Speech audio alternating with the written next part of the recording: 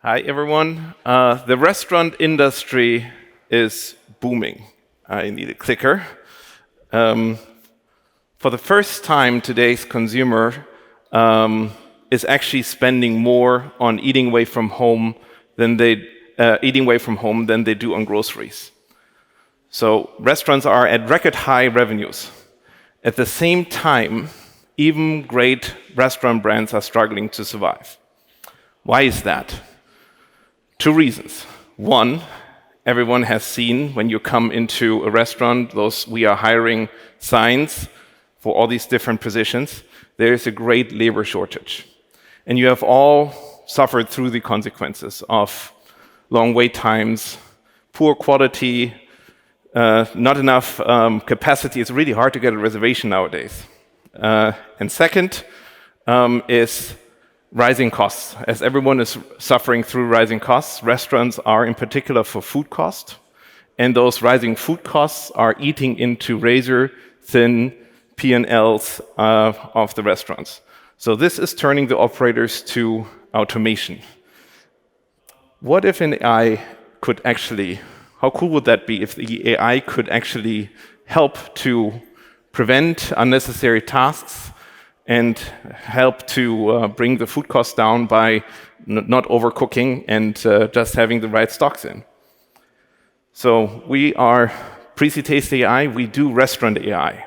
Think of restaurant AI like a self-driving car, but for restaurants. So you're hiring a digital AI manager. And this digital AI manager, once you hire it, is coming into your restaurant and is acting like a manager and is planning for the day.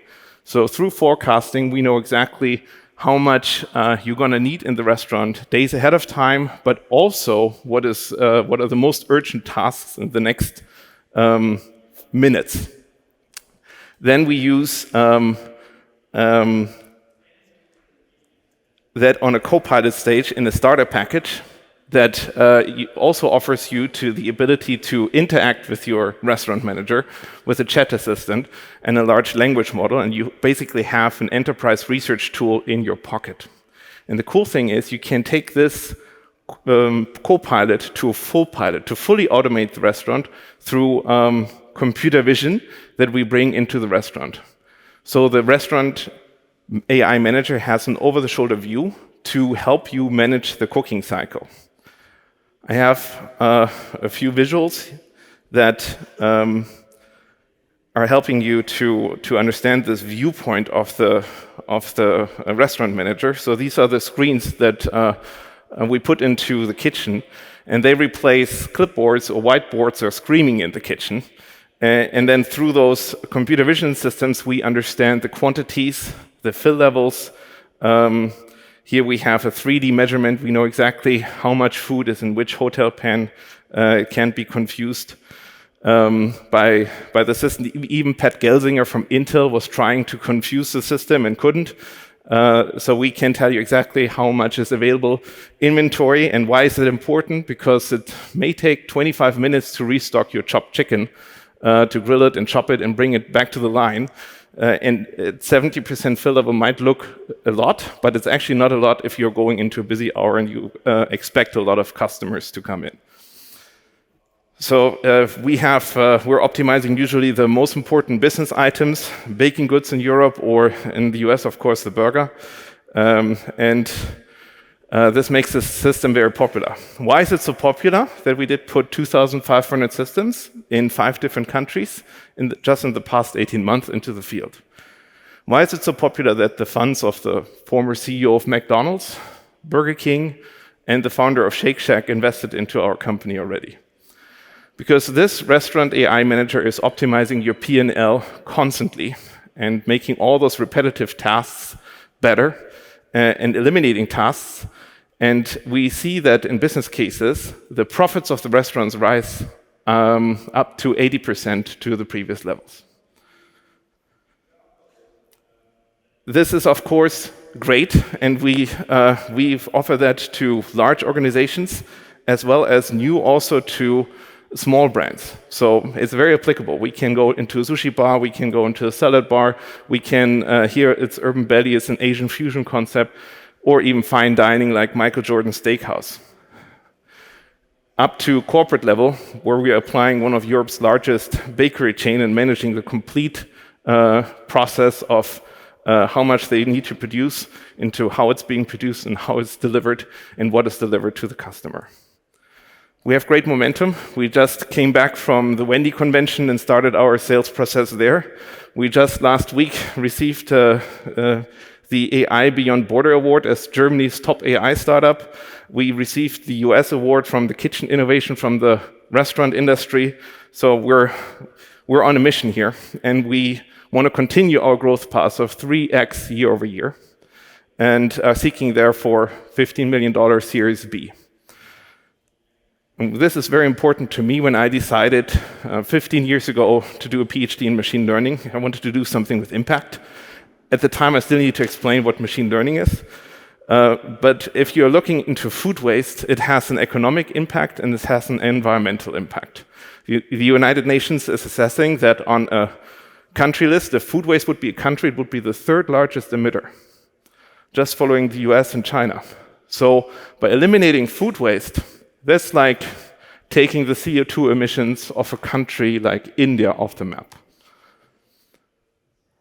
So this impact is staggering, and we're on a mission to bring mathematical optimization into every kitchen worldwide. And that's why we're here and seeking partners who want to go ahead with that. So thank you very much. I'll kick us off. So restaurants are messy. The inventory control counting has been hard, I think, for smaller ones, at least as far as I know.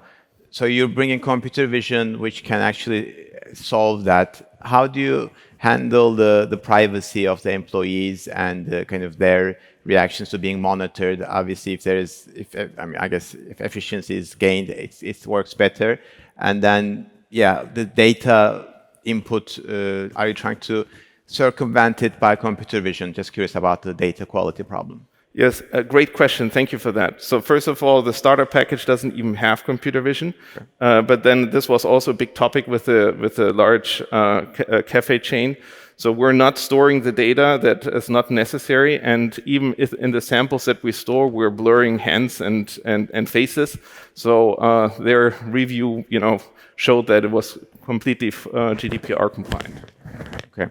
And I guess on the other extreme, there are entirely robotic kitchens that are coming, but I guess that will be some part of the market. You're basically targeting everything else. Is that fair to assess? Also, great question. We actually found into this field because one of the largest burger chains was trying to put robots into every piece of the kitchen. And the robot is essentially dumb. They don't know what they need to be doing. So they needed a software to organize the whole restaurant, and they hired us to do the full restaurant management for that restaurant. So we are bringing the intelligence, and we're often enabling even to bring in robots, which compared to us have a high entry cost. So we have a very low entry cost, and there are millions of people working in the food industry, and there is a couple of robots yet. So we're making the human beings champions, and we see that. A crew of 5 is now capable of doing what previously was done by a crew of 7. Okay, great. Any questions from? Yeah, I actually. So it sounds like you guys are on a roll, so that's very good. What do you see as the biggest risk to your success?